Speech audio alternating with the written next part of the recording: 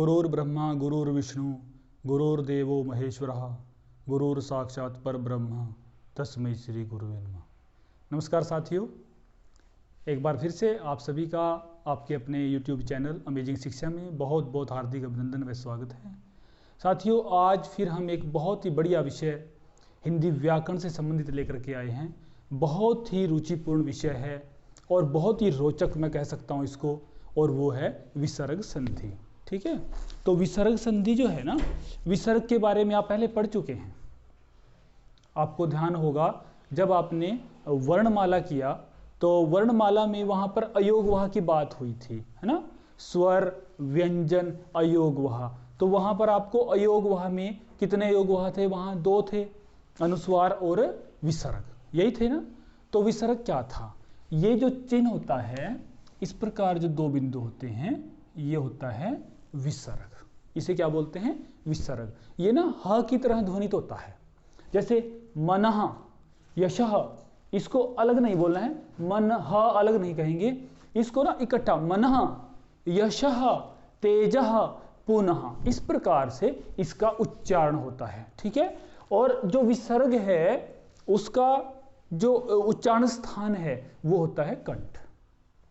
ये ध्यान रखना है। इसको हम अयोगवाह भी कहते हैं। इसकी जो ध्वनि है वो ह की तरह होती है और जो उच्चारण स्थान है विसर्ग का वो क्या है? कंठ होता है। और जो विसर्ग है वो हमेशा स्वर के साथ ही लगता है। अगर हम विसर्ग की बात कर रहे हैं तो विसर्ग के बारे में जो मुख्य मुख्य बातें हैं ना वो हमें पता होनी चाहिए। विसर्ग का जो प्रयोग है ना वो हमेशा स्वर के साथ ही होता है, व्यंजन के साथ कभी विसर्ग का प्रयोग नहीं होता। ठीक है, ये जो मुख्य बातें हैं इनको हमें ध्यान रखना चाहिए। तो आज हम बात करेंगे विसर्ग संधि कहते किसको हैं। देखिए, इसकी जो परिभाषा है वो आपने लिखनी है।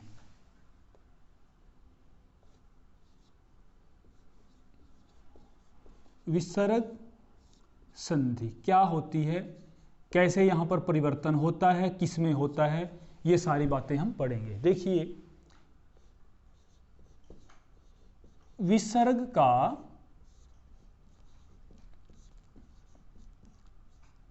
स्वर या व्यंजन के साथ मेल होने पर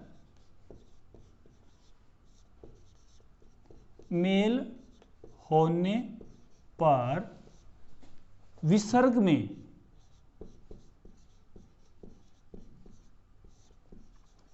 में जो विकार उत्पन्न होता है, विसर्ग में जो विकार उत्पन्न होता है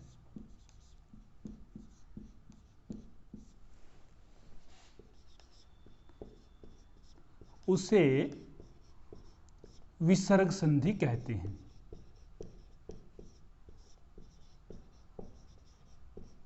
विसर्ग संधि कहते हैं। ये जो है विसर्ग संधि की परिभाषा है। क्या है? विसर्ग का स्वर या व्यंजन के साथ मेल होने पर विसर्ग में जो विकार उत्पन्न होता है उसे हम विसर्ग संधि कहते हैं। देखिए, जो हिंदी है, हिंदी में विसर्ग का प्रयोग, जो हिंदी के जो मूल शब्द है ना, तद्भव या देशज, उनमें कभी विसर्ग का प्रयोग नहीं होता। अब आप यहां पर कुछ शब्द लिखे हुए देख रहे हैं, ये कुछ शब्द लिखे हुए हैं, है ना। ये सारे जो है ना ये तत्सम शब्द हैं। ये जो विसर्गांत जितने भी शब्द हैं ये तत्सम शब्द हैं जिनका प्रयोग हम हिंदी में करते हैं। अगर मूलतः हिंदी में बात करूं तो वहां तो केवल कहां प्रयोग करते हैं? या तो छ लिख देंगे, छ, या छी छी ऐसे लिखते हैं ना, छी छी, इस प्रकार से।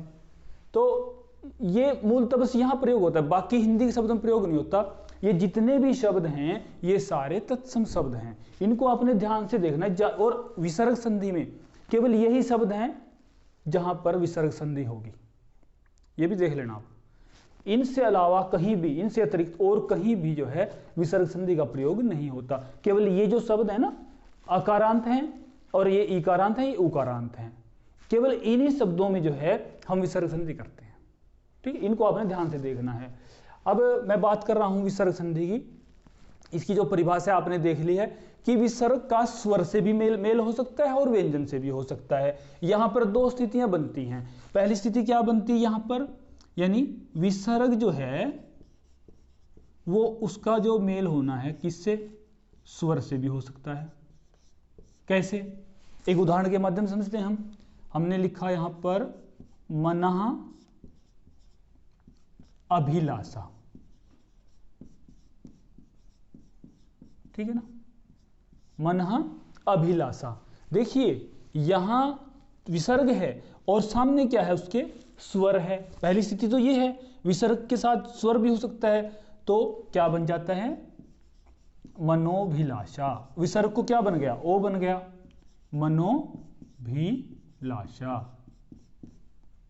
ये बन जाता है, ठीक है। दूसरी स्थिति यहां पर क्या बन सकती है, विसर्ग के बाद व्यंजन अगर आ जाए, यह भी तो आ सकता है।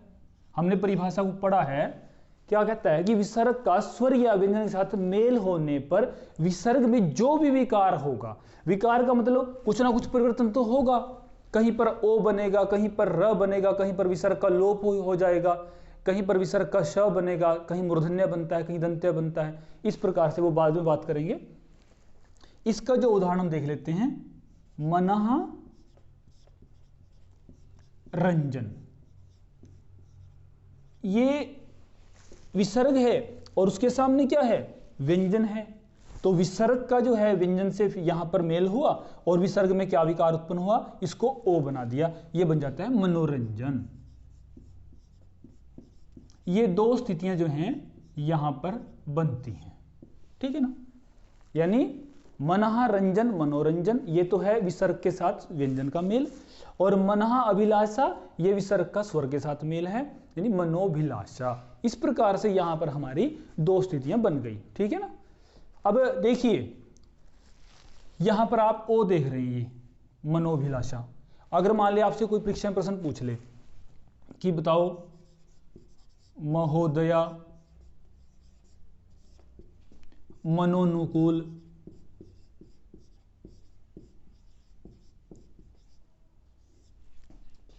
शिरोधार्या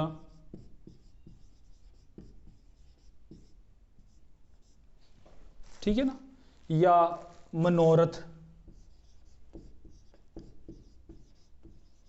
ये प्रश्न आ जाता है और चार विकल्प दिए हुए हैं, और प्रश्न क्या पूछता है कि इनमें से किस शब्द में विसर्ग संधि नहीं है, यह प्रश्न आ जाता है। देखिए अब सब में क्या है, ओ ओ, यहां भी ओ है, यहां भी ओ है, और बहुत से विद्यार्थी क्या समझेंगे कि ओ तो हमने कहां पढ़ा था, हमने तो गुण संधि में किया था, ए ओ अर, ये तो गुण संधि है।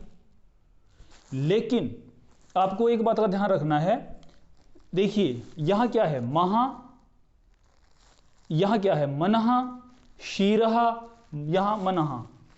यहां देखिए आप, ये जो मैंने शब्द क्यों लिखे हैं, ये मेरे लिखने का उद्देश्य यही था कि आप समझ लें कि ये जो शब्द है ना, इन सब में जो है विसर्ग संधि का प्रयोग होता है। देखिए मनः, मनः अनुकूल मनोनुकूल, शीरा है यहां पर कहीं भी, ये देखिए शीरः, शीरः धार्या शिरोधार्या, मनः, मना तो आ ही गया है, ठीक है ना। तो इस प्रकार से आपने ये गलती नहीं करनी कि ओ देख करके आप सोचें कि वहां पर गुण संधि है, गुण संधि नहीं है, वहां पर विसर्ग संधि होगी। क्योंकि इन शब्दों को आप बार बार देख लीजिए, दो चार बार इनको देखिए आप, कौन से वो शब्द हैं जहां पर विसर्ग संधि होती है, ठीक है ना। अब मैं बात करूंगा कि जो विसर्ग संधि है और उसमें विसर्ग में अनेक मुख्य रूप से 7 प्रकार के विकार होते हैं, 7 विकार वहां पर होंगे। वो कौन कौन से होंगे वो बात कर लेते हैं यहां पर। यानी उसका जो रूप है ना विसर्ग का, वो 7 प्रकार से यहां पर बदलता है।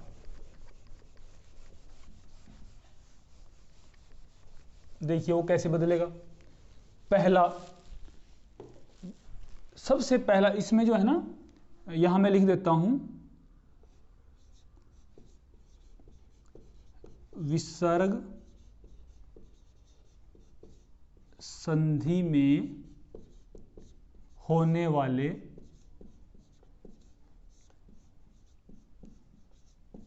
सात विकार,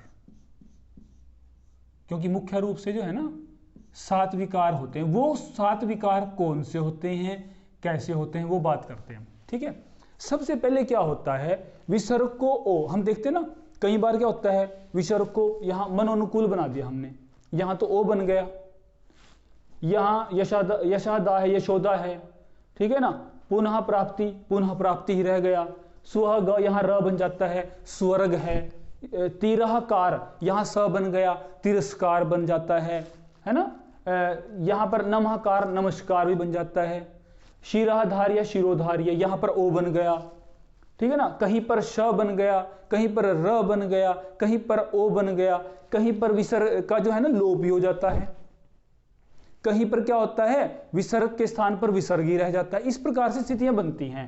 तो सबसे पहली जो स्थिति में बात करता हूं, विसर्ग को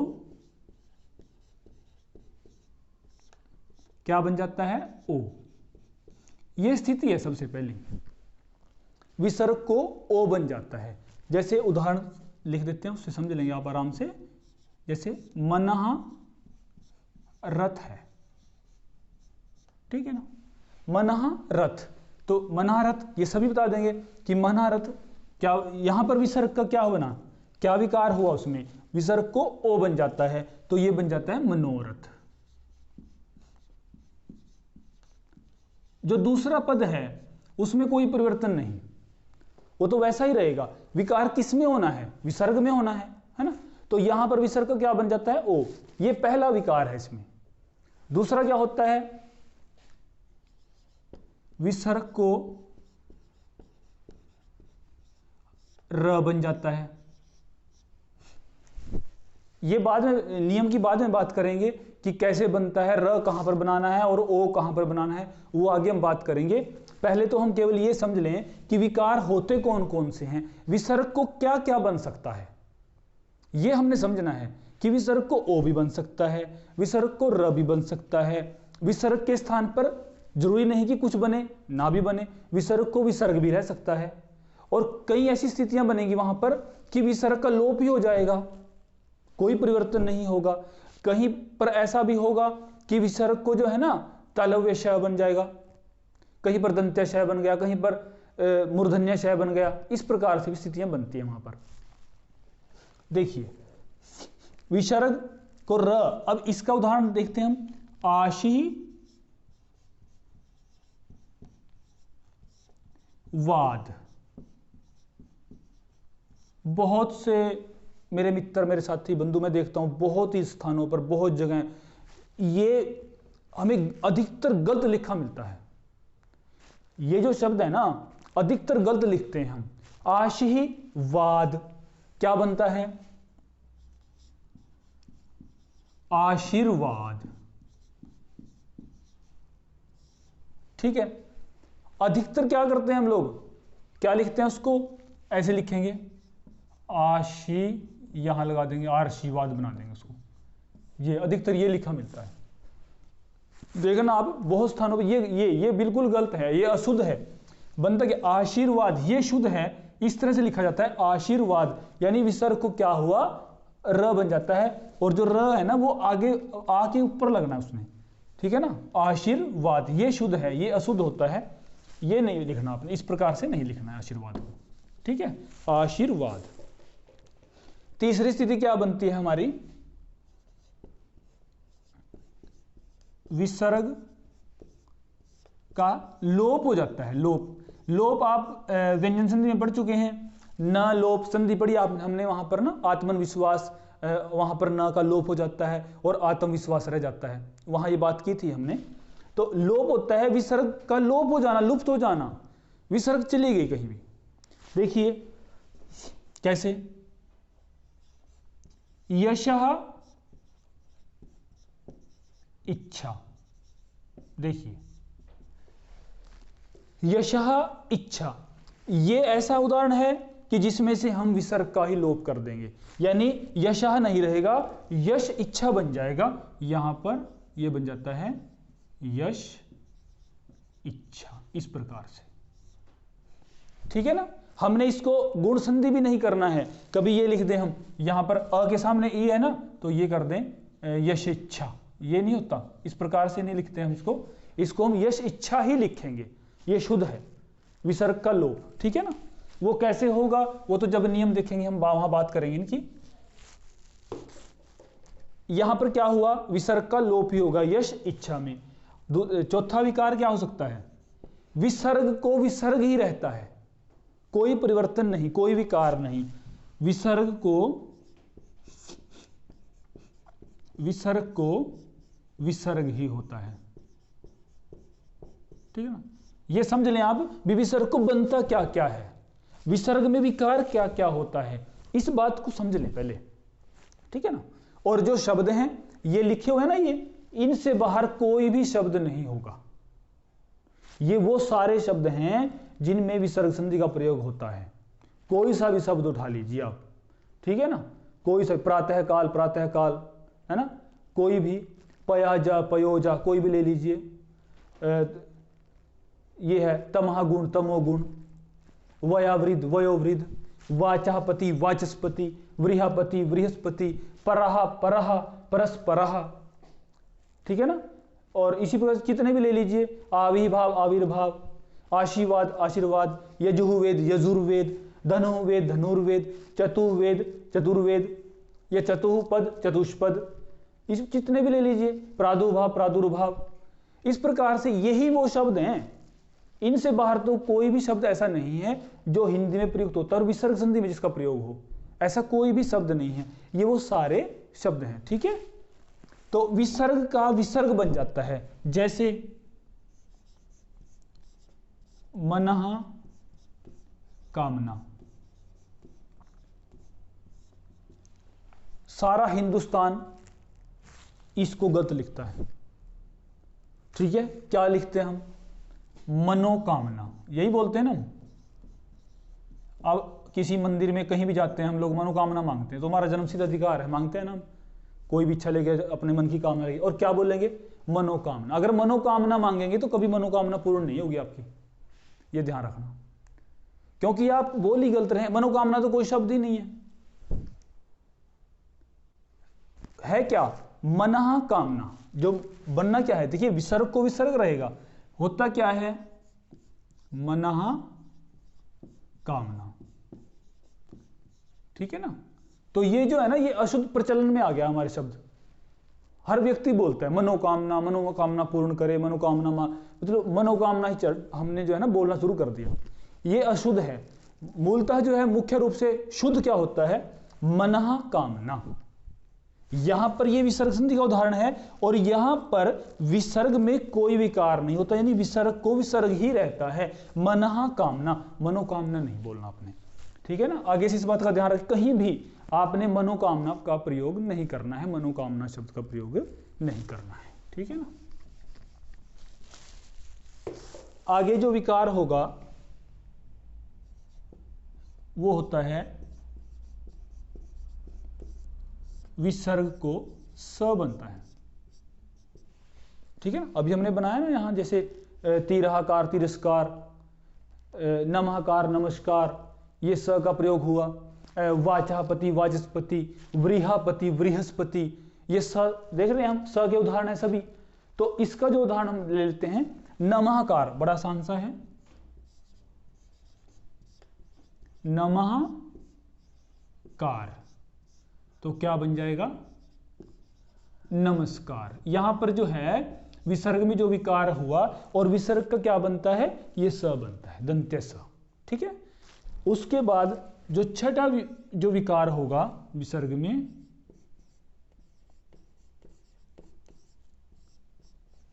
जो इसमें हम श कर लेते हैं, या पहले वो करते हैं स, ये करते हैं पहले, ठीक है ना। कई कई स्थानों पर क्या होता है, कहीं जगह ये स बनता है, कई जगह जो है ना ये श बनता है। अब ये कैसे बनता है, जैसे हमने कहा मनः चिकित्सा बोल दिया, मनः चिकित्सा, ये है। हम क्या बोलते हैं, मनोचिकित्सा बोलते हैं, या कोई डॉक्टर है उसको क्या कहेंगे, मनोचिकित्सक है, मनोचिकित्सक के पास गया है, ये बोलते हैं ना। जबकि मनोचिकित्सक शब्द नहीं है कोई भी, ना ही मनोचिकित्सा है। हमने ये नहीं लिखना कहीं भी, देखिए मनोचिकित्सा ये बोलते हैं ना, ये कहीं भी नहीं लिखना, इसका प्रयोग नहीं करना है, ठीक है ना। मनः चिकित्सा, मनस चिकित्सा बनता है, विसर्ग को ये श बनेगा यहां, तालव्य श, ठीक है। तो इसको क्या बनेगा, मनस चिकित्सा।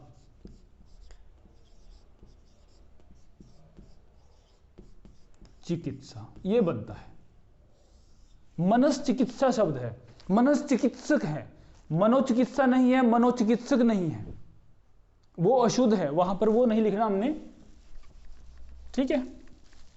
और जो अंत में है ये मूर्धन्य श, विसर्ग को क्या बन जाता है, मूर्धन्य श बन जाता है, ठीक है ना, ये श बनेगा। जैसे उदाहरण ले लेते हैं, आविष्कार, आविष्कार आविष्कार, हम बोलते हैं ना आविष्कार किया, कोई भी नई खोज की, आविष्कार, तो ये बन जाएगा आविष्कार, इस प्रकार से, ठीक है। तो ये वो सभी स्थितियां थी, ये सभी वो विकार थे जो एक विसर्ग में हो सकते हैं।